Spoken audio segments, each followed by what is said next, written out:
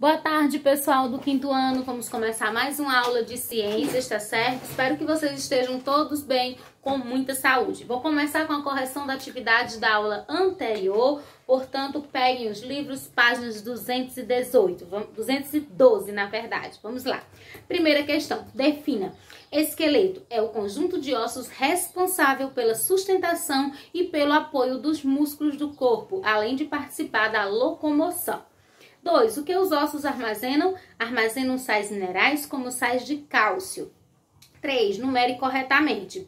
1. Ossos longos, 2 ossos chatos e 3 ossos curtos. Vamos lá. Nesses ossos, o comprimento e a largura são praticamente iguais, ossos curtos. Ossos do braço e da coxa, ossos longos. São chatos e curvos, ossos chatos. Carpo e rótula são ossos curtos. Seu comprimento é maior que a largura, ossos longos. E omoplata é um osso chato. 4. Realize uma pesquisa e descreva o que são as cartilagens e para que servem. São partes flexíveis encontradas nas extremidades de alguns ossos, permitem a união dos ossos sem que ocorra o atrito entre eles e possibilitam o movimento e o crescimento dos ossos. Quinta questão.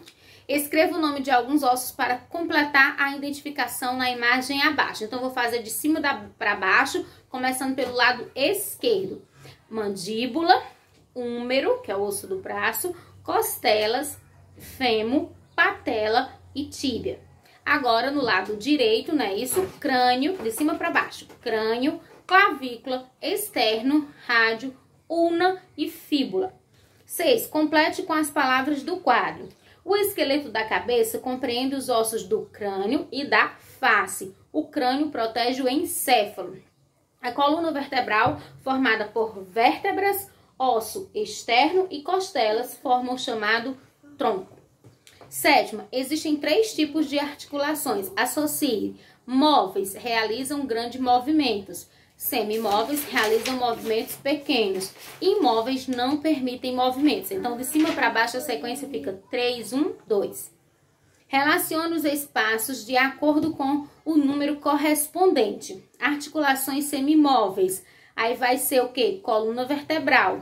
Articulações móveis vai ser mãos, joelhos e braços. E articulações imóveis vai ser o crânio. Os tornozelos também é móvel. Então, fica 2, 2, 2, 2, 3, 1. 9.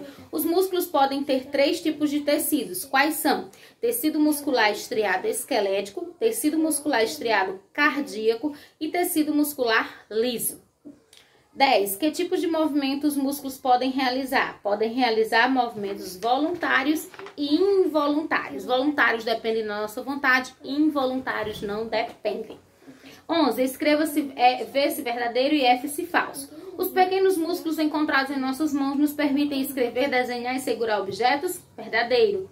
Correr, pular, andar e dançar envolve o sistema locomotor, que é formado por ossos, músculos, articulações e demais partes do sistema nervoso? Verdadeiro.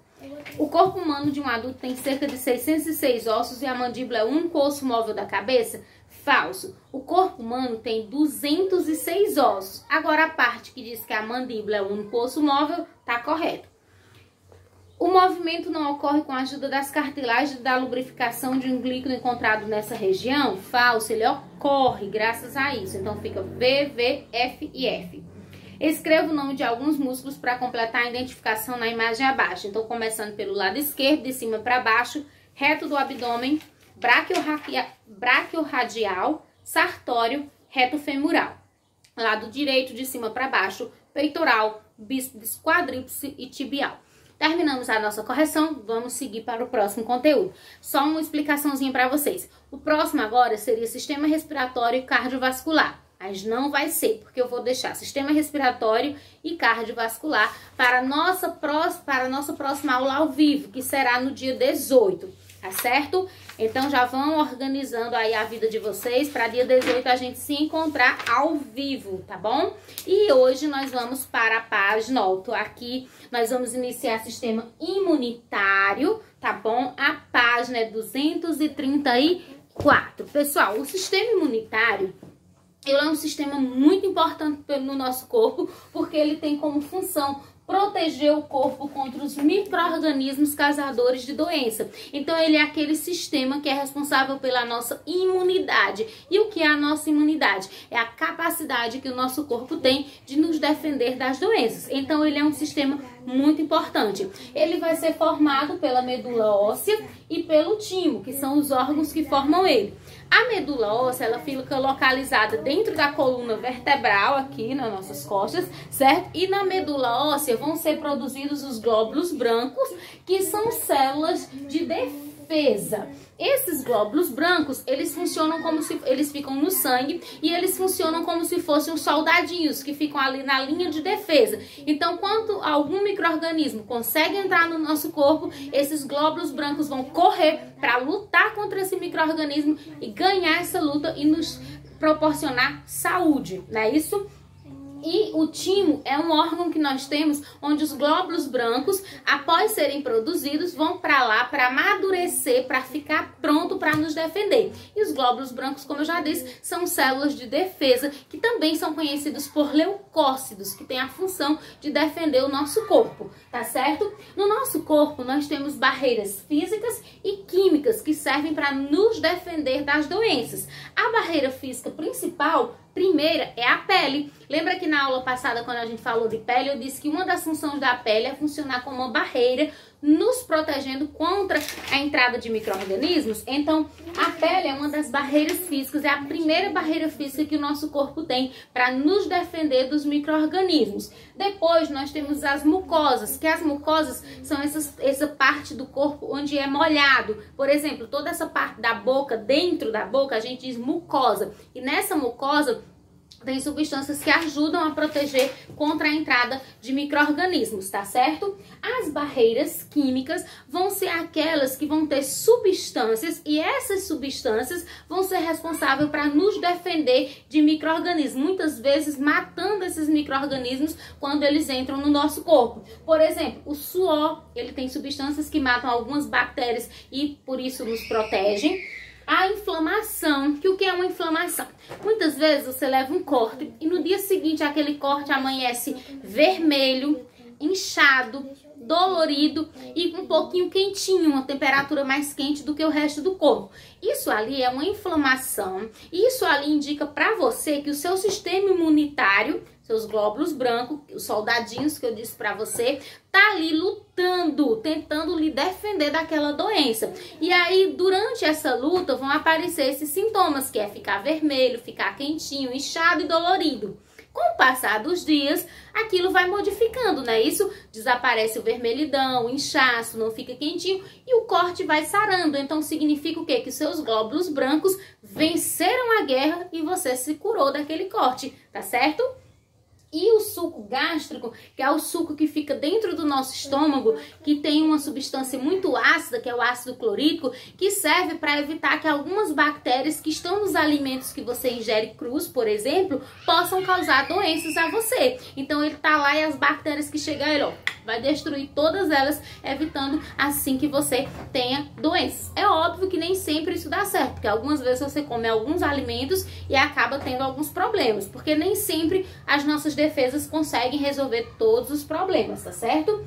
E nós temos também a lágrima, né, do nosso olho, que serve para nos proteger contra a entrada de micro-organismos, e a saliva. Na saliva nós também temos substâncias bactericidas que matam algumas bactérias, evitando que essas bactérias entrem no nosso corpo e nos causem doenças, tá certo? Nós temos, como eu disse para vocês, nem sempre nós temos essas defesas naturais. Quais são as defesas naturais que eu falei? Nós temos as barreiras físicas, pele, mucosa. Nós temos as barreiras químicas, que é o suor, a inflamação, o suco gástrico, a lágrima e a saliva, que são as nossas defesas naturais, que são próprias do nosso corpo e servem para nos defender das doenças. Muitas vezes a gente não consegue resolver isso sozinho e aí a gente adoece, mas o nosso corpo vai resolvendo e a gente se cura.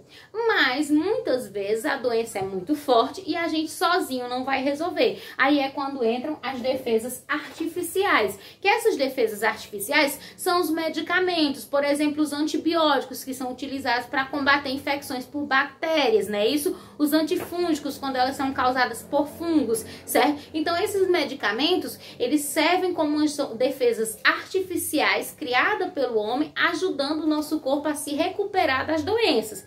Nessas defesas naturais, nós vamos ter as vacinas e os soros. Os soros, eles são assim, por exemplo, a diferença entre vacina e soro. A vacina, ela funciona assim. Quando você toma uma vacina para determinada doença, você está colocando dentro do seu corpo os agentes que causam aquela doença, só que mortos ou inativados. Então, eles vão entrar no seu corpo.